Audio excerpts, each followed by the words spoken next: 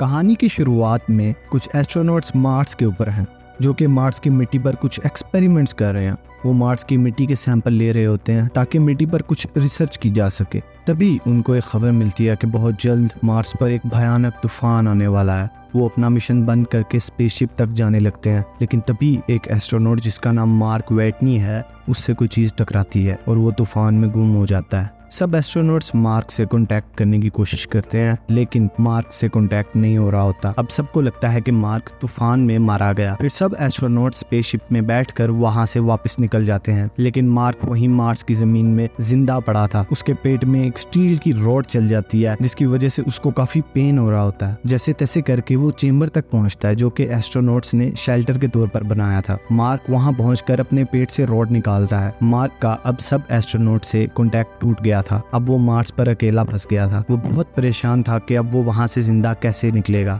Mark को पता था नासा अगला मिशन 4 साल बाद भेजेगा। अगर उसको मार्स से निकलना है तो उसको 4 साल जिंदा रहना होगा, लेकिन उसके पास इतना खाना नहीं है जिसकी वजह से वो 4 साल तक जिंदा रह सके। इसलिए वो मार्स पर खेती करने का फैसला करता है। इसके लिए उसके पास कुछ आलू थे। फिर वो आलू उगाने की तैयारी करने लगता है। मार्क सारी मिट्टी को एक जगह पर इकट्ठा कर लेता है, लेकिन सबसे बड़ा मसला ये था कि मार्क को आलू उगाने के लिए बहुत सारे पानी की जरूरत है, लेकिन उसके पास तो सिर्फ इतना ही पानी है जितना कि एस्ट्रोनॉट्स अपने साथ लेकर गए हैं। मगर मार्क को पानी बनाने की रेसिपी पता थी। वो हाइड्रोजन और ऑक्सीजन को मिलाकर पानी बनाने की कोशिश करता है। पहली ट्राई में वो फेल हो जाता है और उधर एक धमाका होता है क्योंकि उसने वहां अपनी ऑक्सीजन की कैलकुलेशन नहीं की थी जो कि वो अपनी सांसों से ले रहा था। लेकिन अगली ट्रायल में वो मार्स पर पानी प्रोड्यूस करने में कामयाब हो जाता है। कुछ दिनों बाद मार्क देखता है कि मार्स पर पहला पौधा उगता है। दूसरी तरफ अर्थ पर यह डिक्लेयर कर दिया जाता है कि मार्क अब इस दुनिया में नहीं रहा और उसका फ्यूनरल भी कर दिया जाता है। लेकिन नासा की एक ऑपरेटर मार्स की सैटेलाइट को देख रही होती है। तभी वो देखती है कि मार्स पर एक चीज ने अपनी जगह तब्दील की है, जिसका मतलब था कि मार्क अभी जिंदा है। दरअसल ये वही सैटेलाइट थी जिनको मार्क नहीं मूव किया था। वो लड़की अपने सीनियर्स को बुलाती है और वो सब भी समझ जाते हैं कि मार्क अभी जिंदा है, लेकिन वो कहते हैं कि जब तक हम मार्क को बचाने के लिए वहां जाएंगे वो भूख से मर जाएगा। और कहीं ना कहीं उनकी ये बात सच भी थी। वहां दूसरी तरफ मार्क को मार्स पर 70 दिन हो गए थे। वो हिसाब लगा रहा होता है 4 साल बाद जो मार्स पर अगला मिशन आएगा जो कि यहाँ से 200 किलोमीटर दूर है, उसको वहां पहुंचने के लिए 50 दिन लग गए, क्योंकि उसके पास जो गाड़ी है वो एक दिन में 35 किलोमीटर से ज्यादा नहीं चल सकती, क्योंकि इसके बाद गाड़ी को सोलर के जरिए चार्ज करना होगा। वहां नीचे लोग मार्क तक खाना और पानी पहुंचाने के लिए एक स्पेसशिप बना रहे थे जो कि पूरे 1 साल में मार्क तक पहुंचेगी। वहां मार्क ने काफी ज्यादा आलू उगाए जो कि मार्क के लिए काफी थे, लेकिन मार्क जानता था कि कब तक वो आलू पर जिंदा रहेगा। उसको नासा से कांटेक्ट करना ही होगा। फिर वो एक ऐसी जगह पहुंचता है जहां कैमरा पड़ा था। वो एक ऐसा कैमरा था जो कि मार्स की पिक्चर्स दुनिया तक पहुंचाएगा। मार्क वहां पर 3 बोर्ड लगाता है और दरमियान वाले बोर्ड में लिखता है आपको मेरा सिग्नल मिल रहा है। फिर सेकंड बोर्ड लगाता है और एक पर लिखता है यस और दूसरे पर लिखता है नो। दुनिया वाले यस की तरफ कैमरा घुमाते हैं। मार्क ये देखकर बहुत खुश होता है। आखिर उनको ये पता चल जाता है कि मार्क जिंदा है। फिर वो एक दूसरे से कोडिंग के जरिए बातचीत करने लगते हैं और अब वो एक दूसरे से मैसेजेस के जरिए बात कर सकते थे। मार्क उनसे पूछता है कि मेरे क्रियू को पता है कि मैं जिंदा हूँ। वो कहते हैं नहीं, लेकिन अब बता देते हैं। और जब मार्क की क्रियू को ये बात पता लगती है तो वो बहुत खुश होते हैं और कहीं ना कहीं वो दुखी भी होते हैं क्योंकि वो मार्क को अकेला छोड़कर वहां से वापस आ गए थे। और वहां मार्स पर हम देखते हैं जहां मार्क ने आलू उगाए थे वहां पर पता नहीं कैसे ब्लास्ट हो जाता है और मार्क की सारी फसल बर्बाद हो जाती है। और जब तक नासा मार्क तक पहुंचेगा तब तक मार्क मर जाएगा। इसलिए मार्क डिसाइड करता है कि वो जो खाना दिन में 3 दफा खाता था वो 1 दफा खाएगा। दूसरी तरफ नासा अपनी तैयारियां कर रहा होता है कि मार्क को कुछ खाने पीने के लिए पहुंचा दिया जाए। वो इस काम के लिए एक रॉकेट लॉन्च कर देती है, लेकिन इस दफा भी मार्क की किस्मत उसका साथ नहीं देती और वो रॉकेट हवा में ही ब्लास्ट हो जाता है। सब लोग बहुत डिसअपॉइंट होते हैं कि अब मार्क नहीं बचेगा। मार्क को ये पता लगता है तो बिल्कुल टूट जाता है। मार्क नासा को एक मैसेज भेजता है कि मैं हिम्मत हारने वालों में से नहीं हूँ। मैं अपनी आखिरी सांस तक लड़ूंगा और मेरे माँ बाप को कह देना कि आपका बेटा अपने काम को लेकर बहुत सिंसियर है और अगर मेरी जान भी जाएगी तो मैं बहुत खुश हूँगा कि मैंने आखिर तक इससे लड़ाई की। वहाँ नीचे नासा चाइना से मदद मांगता है और चाइना नासा की मदद करने के लिए तैयार हो जाता है। नासा चाइना की मदद से 28 दिन में वापस मार्स पर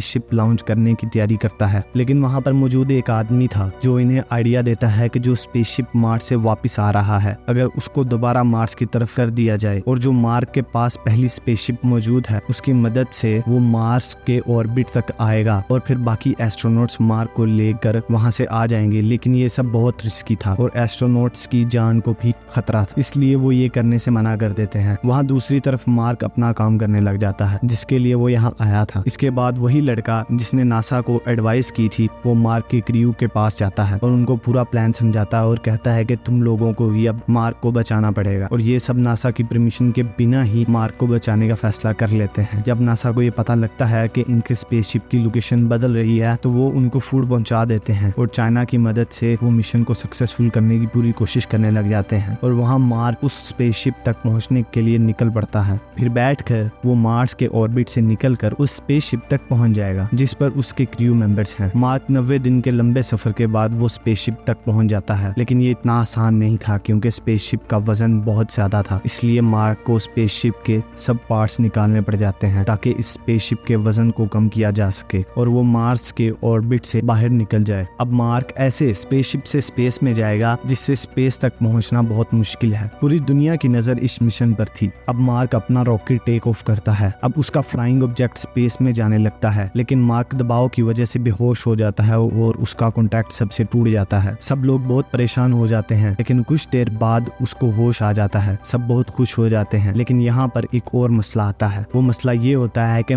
मार्क जिस स्पेसशिप में आता है उसकी स्पीड बहुत तेज थी और उसके साथी इस स्पीड के साथ उसको नहीं पकड़ पाएंगे। तो दूसरे साइंटिस्ट ने अपनी स्पेसशिप का एक हिस्सा नीचे गिरा देता है जिसकी वजह से एयर प्रेशर बढ़ जाता है और मार्क की स्पेसशिप की स्पीड कम हो जाती है। अब मार्क उनको अपनी तरफ आता देखता है और स्पेसशिप की कमांडर मार्क को बचाने आ जाती है, लेकिन जिस रस्सी से वो बंधी होती है वो रस्सी खत्म हो जाती है। अब मार्क अपने स्पेस सूट में एक छेद करता है और हवा के प्रेशर से कमांडर तक पहुंचता है, लेकिन जैसे ही वो कमांडर का हाथ पकड़ने वाला होता है तो वो उसके हाथ से छूट जाता है, लेकिन मार्क रस्सी को पकड़ लेता है और अब फाइनली मार्क स्पेसशिप तक पहुंच जाता है और सब लोग बहुत ज्यादा खुश हो जाते हैं कि उनका ये मिशन सक्सेसफुल रहा। और जब मार्क अर्थ पर आता है तो वो एस्ट्रोनॉट्स का हेड बन जाता है और उनको सिखाता है कि अगर आप स्पेस में फंस जाएं तो आपने अपने आप को कैसे जिंदा रखना है। दोस्तों, अगर आपको हमारी वीडियो पसंद आई है तो लाइक करें, चैनल को सब्सक्राइब करें और बेल आइकन के ऊपर जरूर क्लिक करें।